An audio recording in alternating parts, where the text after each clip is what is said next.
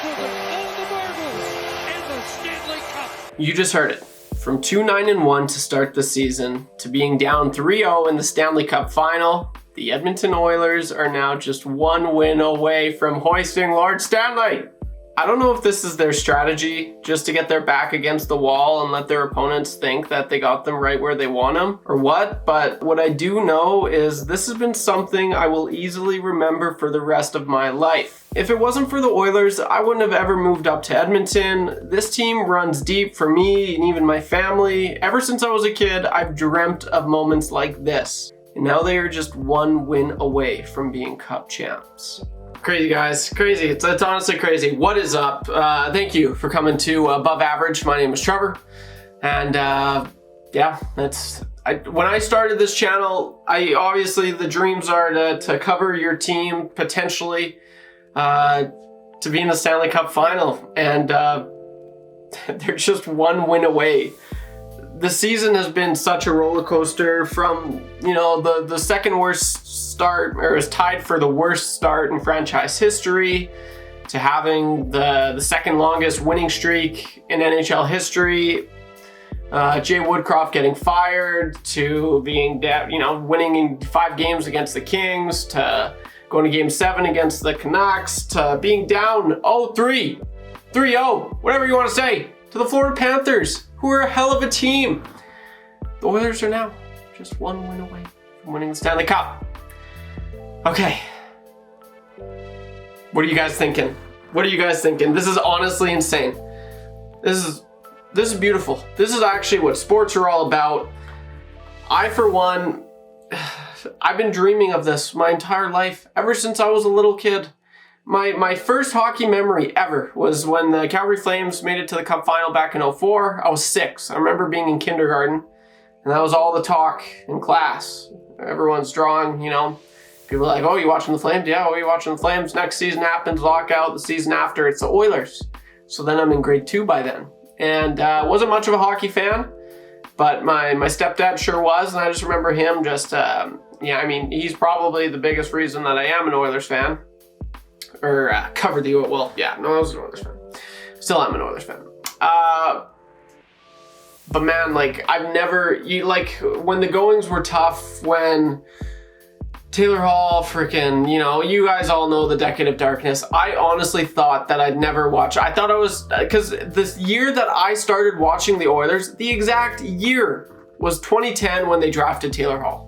That's when I started watching hockey. I'm like, oh, the Oilers signed Taylor Hall. He became my favorite player. And it took me 7 years, which, there's definitely worse out there, but it took me 7 years of watching my favorite team before I could finally watch a playoff game.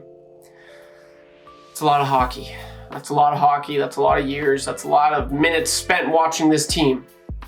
I've been there through the worst of the worst. I remember they had a 12-game losing streak.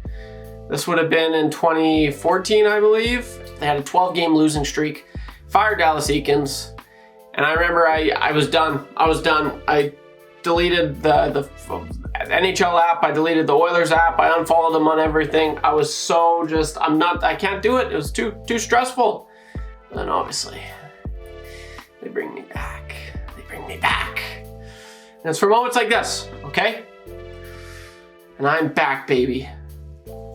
I am back. Oh, just know that I love to hear your stories. Drop a comment down below. This is above average. This is sick. They're playing above average hockey. I'm having above average time right now. Everything's above average. And it would be way more above average if the Oilers win the Cup. Oh my God. Can you imagine? It's not even been 2 years in this city. And they're in the Cup final, and they forced a Game 7. Let's talk about last night. Sorry, this video is just kind of all over the place. There's a few things I want to talk about. I want to talk about Game 6 and everything that transpired after for me. All the new fans, and this isn't just in Edmonton, this is all over Canada right now. So I remember, I definitely jumped on the Toronto Raptors bandwagon when they won their championship, and I remember talking to some Raptors fans and being like, oh, that's sweet, we're getting all the support. And now it's cool to see so many people, just all of Canada, man, because it's more than just hockey at this point. This is history. And I'm sorry, like, whether you like it or not, whether you're a Flames fan, you might hate this. I know there's quite a few Flames fans on this channel, and they are just so, they don't give two shits what's going on, and whatever, that's each to their own, I guess. But you can't tell me that. I'll get into, and the last thing I want to talk about, there's still haters. I have it written down here because I want to get into that. So let's just talk about what happened after Game 6 the other night. I had to produce the post-game show. It went about an hour 30, and then it was time to party. And I did get a little sick. I'm not feeling that good today, but man, that was the coolest thing. That was just sweet. It was almost 2 hours after they had won, and downtown Edmonton was bumping. It's what I envisioned. It's even better. It's better than what I envisioned when I, dreamt of moving here one day. And boy, was that cool to be a part of. So unfortunately, with work, I haven't been able to go down to the Moss Pit or any downtown area. Well, I went to the Game 5 or Game 4 of the Star Series, which was cool.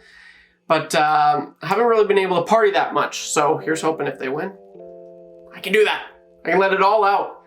My 14 years of watching this team will be all for one night, and I will get ready, Edmonton. But yeah, that was cool, man. That was really, really cool. I was able to go around the city with my best bud, Fergie, shout out Ferg, and that was cool. We were just scootering, man. Everyone's high-fiving everyone. The atmosphere, everyone's just having the best time of their life.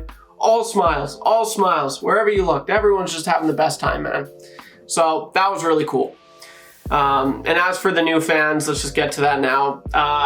That's really sweet. So if you don't know, I'm from small town Alberta, Pincher Creek, and I bartended at a bar there in Boston Pizza.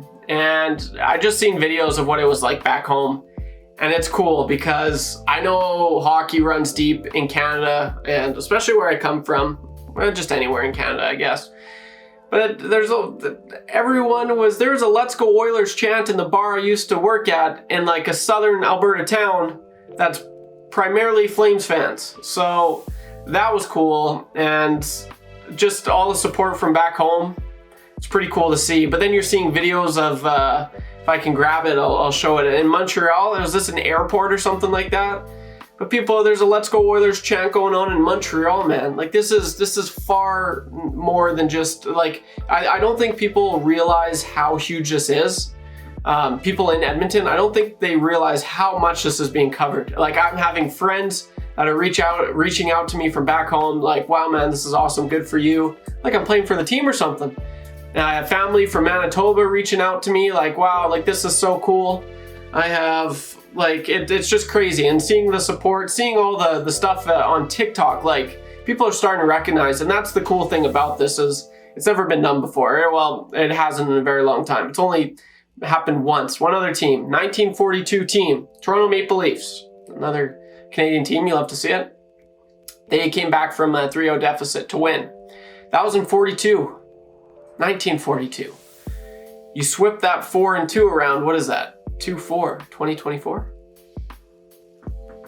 I'm just joking. I don't know, but it's kind of interesting. Anyway, so that's cool. And like hearing just Pat McAfee, so many people just from down in the States, they're starting to realize like, holy shit, hockey's actually really cool.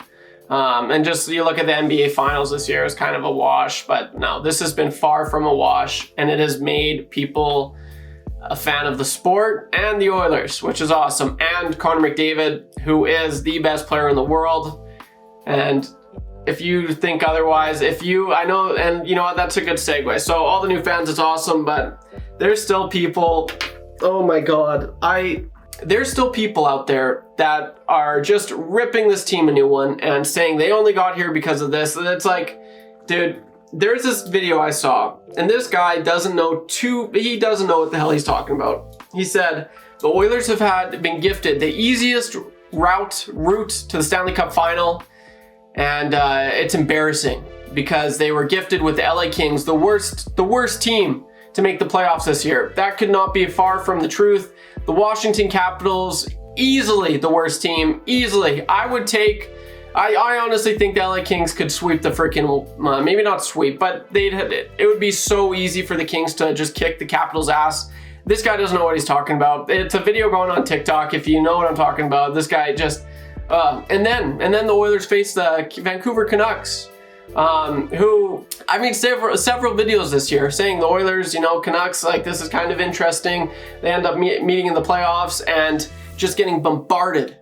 Absolutely bombarded with Vancouver Canucks fans, trolls, just saying, oh, your team's trash, you're going to get swept, they don't stand a chance. But they do. The Oilers do win. But then, of course, it's like, oh, if the Demko's in net, and that's what this guy was referring to.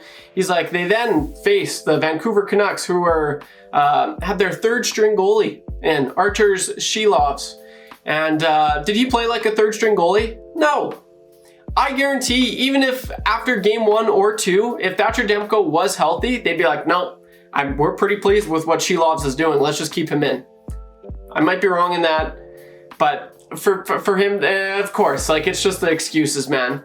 And then he says, and then for whatever reason, the Oilers play the Dallas Stars, and their penalty kill goes 100%. And he's saying, he's like, it's such a fluke.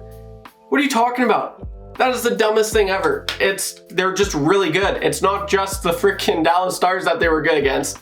They were okay against the Canucks. Canucks did get a few by, but the Kings, I'm pretty sure they were also perfect against the Kings. You can maybe hate on the team for sure, whatever, but like, you can't say, well, we're not watching is not special. It's special. And so, kind of just wanted to get this video out there. This will be my last video until Oilers Panthers game 7 after the fact. So, guys, if you made it this far, it's kind of a ramble video of mine. I didn't really know what to do here, just vent. I just had to vent in this video. So if you have made it this far, Oilers forced to game 7, baby. Leave a like. Leave a freaking like, okay? Can't believe it. Can't believe it. Drop a comment down below. How long have you been a fan? Has this series made you become a fan of hockey? Maybe you haven't been a fan of hockey before. Drop a comment down below. I would love to hear it. Holy crap, guys. Game 7, Monday night. Perfect night for a game. So let's just hope that they can get it done. And if they do, this will be not only the greatest thing I've ever witnessed, but this could be the greatest thing the sport of hockey has ever witnessed. Is that a hot take? I don't think so. Thanks for everything, guys. Holy shit. Regardless of win or lose, this beard will be gone. The second the outcome of the game happens, whether win or lose, I'm shaving this thing off. I can't stand it. I'll give the mustache a go for maybe a week, but this is gross. Okay, guys, let's go Oil, baby. If you're new to the channel, please subscribe. It's sick, man. This is great. I love it. Never thought I'd be here. Here we are. Take her easy. I will see you in the next one. Don't be average when you can be above average. Peace.